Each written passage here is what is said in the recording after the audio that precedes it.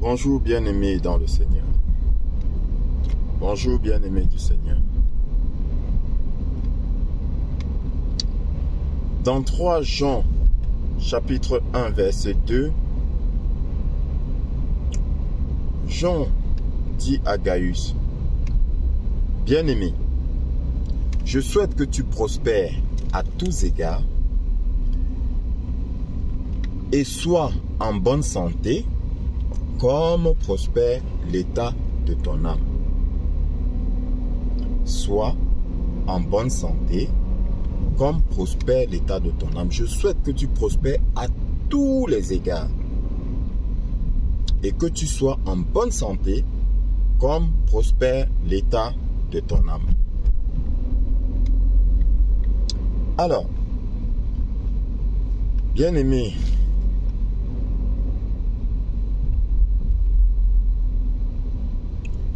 il faut savoir qu'ici, on nous parle de 2 états. L'état physique et l'état spirituel. Donc, comme je l'explique bien souvent, nous avons le corps, nous avons l'âme qui peuvent être malades. Le corps peut être malade et ton âme peut être malade. Par conséquent, nous avons 2 médecins. Le médecin du corps et le médecin de l'âme. J'espère que je me fais comprendre. Le médecin du corps et le médecin de l'âme. Quand ton corps est malade, ton corps physique, j'entends, quand il est malade, tu vas chez le médecin, chez le docteur, qui va t'examiner et qui va te prescrire un traitement. D'accord? Très souvent, tu sors de là avec une ordonnance. Qu'est-ce que tu fais? Tu prends ton ordonnance, tu vas à la pharmacie. Directement. Très souvent, même tu ne rentres pas à la maison tout de suite. Si tu as tout, tu as ta carte bancaire ou de l'argent sur toi, tu vas directement à la pharmacie avec ton ordonnance. Tu achètes les médicaments. Tu rentres à la maison. Et sur le coup, à l'instant, tu prends les médicaments que tu peux prendre à l'instant. Tu n'attends pas. Tu n'hésites pas. Tu le fais. Pourquoi? Parce que tu en as marre de cette maladie, parce que tu veux guérir. Tu veux soigner ton corps. Cette maladie-là t'embête. Dans tous les cas, si elle ne t'embêtait pas, tu ne serais pas allé chez le docteur. Voilà. Donc, tu veux t'en débarrasser. Tu veux être en bonne santé. Voilà ce que tu fais. Bien-aimé.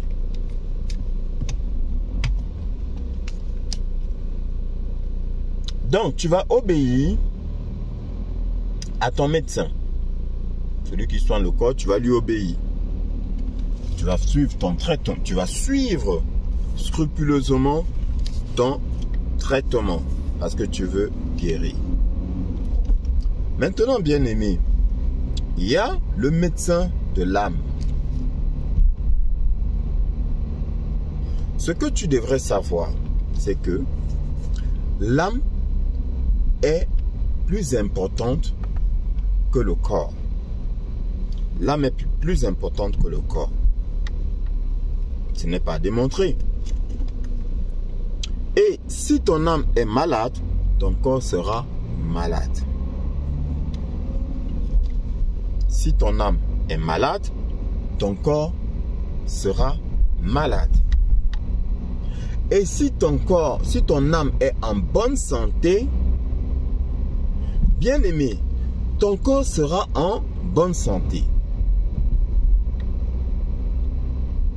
L'Ancien dit à Gaius, je souhaite que tu prospères à tous les égards et que tu sois en bonne santé comme prospère l'état de ton âme. Si ton âme prospère, tu vas prospérer à tous égards. Si ton âme prospère, tu seras en bonne santé, ton corps sera en bonne santé. Donc, il faudrait que tu prennes soin de ton âme. dit Jean, il faudrait que tu prennes soin de ton âme, que tu soignes ton âme. Par conséquent, bien-aimé, vu que corps malade dit médecin, âme malade va dire quoi? Médecin de l'âme. C'est-à-dire quoi? Le médecin spirituel. Celui-là qui va te guider, qui va guider ton esprit. D'accord? Qui va te parler des choses spirituelles. Qui va ouvrir ton esprit aux choses spirituelles, c'est-à-dire quoi? C'est-à-dire aux choses de Dieu, c'est-à-dire à la parole de Dieu. Et ce médecin spirituel que tu vas consulter, en règle générale, ce sont les serviteurs de Dieu à qui Dieu a donné la connaissance spirituelle. Celui-là donc va aussi t'ausculter, ok? Il va t'examiner et il va te prescrire un traitement. Il va te prescrire un traitement au même titre que ton médecin te prescrit un traitement. Sauf que le problème avec toi, bien-aimé, c'est que le traitement du médecin, tu vas le suivre à la lettre, tu vas te dépêcher de le suivre, mais le traitement de ton médecin spirituel, tu ne vas pas le suivre. Tu auras la paresse de le suivre, de le prendre. Ouais. Il peut te dire, écoute le psaume 91. Bien-aimé, il va te dire, écoute le psaume 91 tous les jours. Toi, tu ne vas pas le faire. Tu vas l'écouter le premier jour et après, paf, tu ne vas pas suivre. Pourtant, le traitement que le médecin te donne, il te dira 2 comprimés matin et soir pendant 7 jours. Tous les jours pendant 7 jours, tu vas prendre 2 comprimés matin et soir parce que tu veux soigner ton corps. Mais l'autre là, où il est question de lire, de méditer le psaume 91, par exemple, c'est un exemple que je donne. Tous les jours, pendant, je ne sais pas, une semaine, un mois, tu ne vas pas le faire. Ne serait-ce que même pendant 2 jours, tu ne vas pas le faire.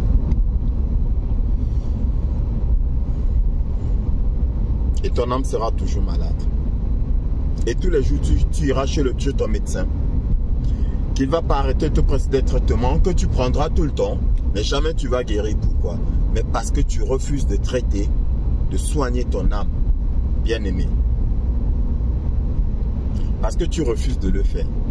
Mais le pire, en fait, ce n'est pas ça. Le pire, c'est que tu donnes plus de crédit à ton médecin qu'à Dieu.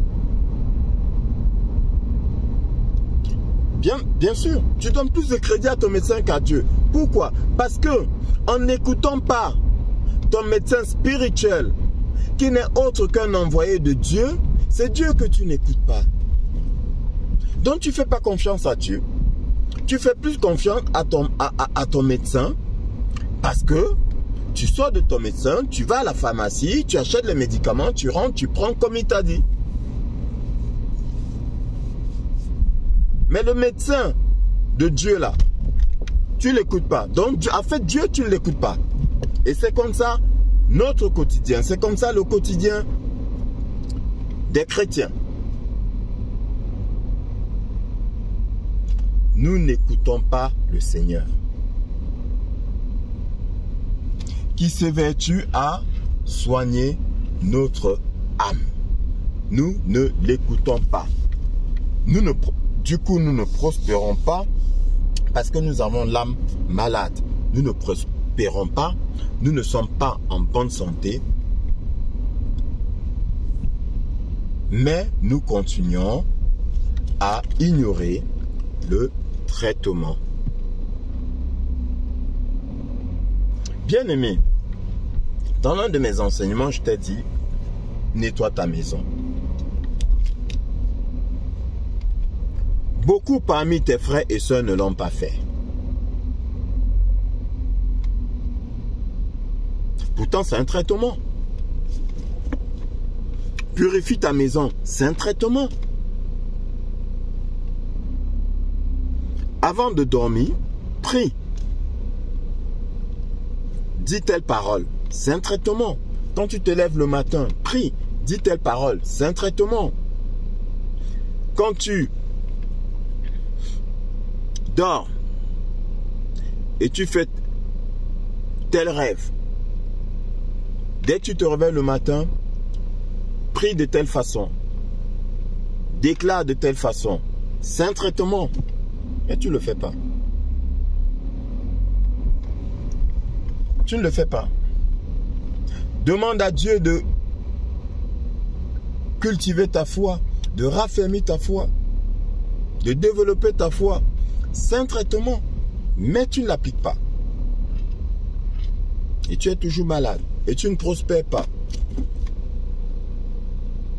Et tu te plains, tu pleures, tu gémis. Seigneur, pourquoi m'as-tu abandonné? Mais il t'a donné un traitement que tu ne suis pas. Il t'a donné un traitement que tu ne suis pas, bien-aimé. Le médecin de l'âme est au-dessus, est bien plus au-dessus. Il est au-dessus. Il est plus important que le médecin du corps. Parce que ton âme est bien plus importante que ton corps, bien-aimé. Nous passons plus de temps à soigner notre corps qu'à soigner notre âme. Tu dois soigner ton âme. Le Seigneur te demande de soigner ton âme.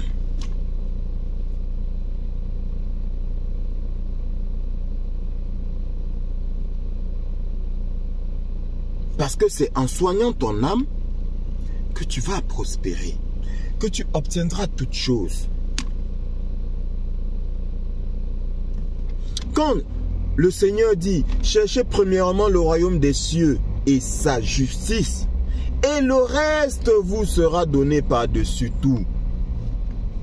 Cherchez premièrement le royaume des cieux et sa justice. Soigner son âme, c'est chercher le royaume des cieux et sa justice. Le royaume des cieux n'est autre que la parole de Dieu. C'est avec la parole de Dieu qu'on soigne son âme. Bien-aimé.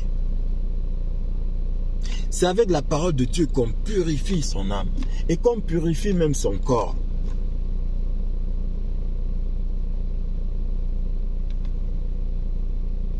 C'est même avec la parole de Dieu qu'on se soigne, qu'on soigne son corps. On a amené à Jésus des malades et des possédés. Qu'est-ce qui est écrit? Il est écrit que Jésus les guérissait, les purifiait, les délivrait avec la parole. Avec la parole. Donc le traitement que je te donne, qui est contenu dans la parole, qui est la parole, tu ne l'appliques pas. Mais tu vas te bourrer de médicaments. Je ne dis pas qu'il ne faut pas prendre, attention, il ne faut pas se méprendre. Je ne dis pas qu'il ne faut pas prendre des médicaments. Je dis qu'il faut donner de l'importance aux médicaments spirituels qui n'est autre que la parole de Dieu. Excuse-moi. Désolé. Donc,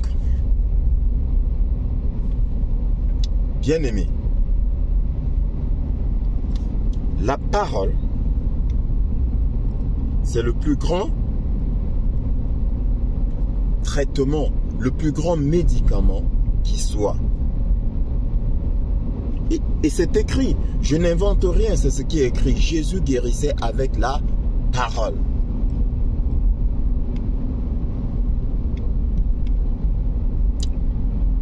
Pareil, l'apôtre Paul dit, si quelqu'un parmi vous est malade, qu'il fasse venir les anciens de l'église qui le oindront d'huile et qui prieront pour lui. La prière fervente guérira le malade. On est toujours dans la parole, bien-aimé. On est toujours dans la parole. Donc, le traitement qu'on te donne, qui consiste en la parole, mais pourquoi est-ce que tu ne le prends pas? Pourquoi est-ce que tu le négliges? Et tu resteras toujours malade, bien-aimé. Ton premier médicament, c'est la parole. Ton premier traitement, c'est la parole, bien-aimé.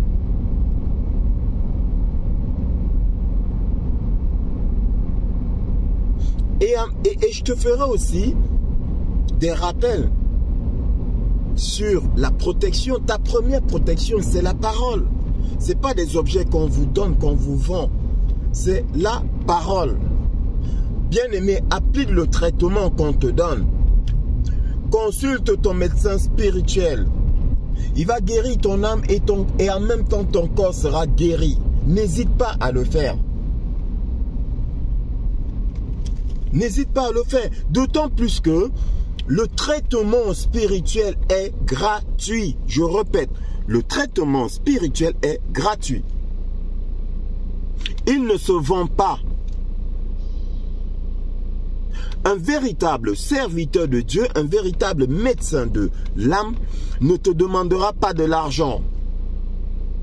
Mais toi, tu vas préférer aller consulter et payer de l'argent chez ton médecin que de consulter gratuitement le médecin de l'âme. Réveille-toi, bien-aimé. Réveille-toi. On te donne un traitement spirituel. Prends-le. Tu as une ordonnance. Suis ton ordonnance. Suis ce que l'homme de Dieu te demande de faire pour guérir ton âme et par conséquent ton corps.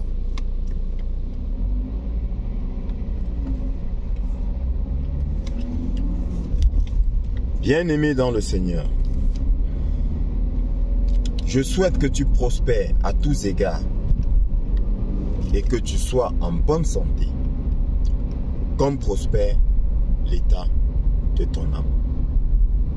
Sur ce, j'espère que mon enseignement t'a béni et qu'à l'avenir, tu prendras ton traitement spirituel pour guérir ton âme et pour soigner ton corps. Que le Seigneur te bénisse.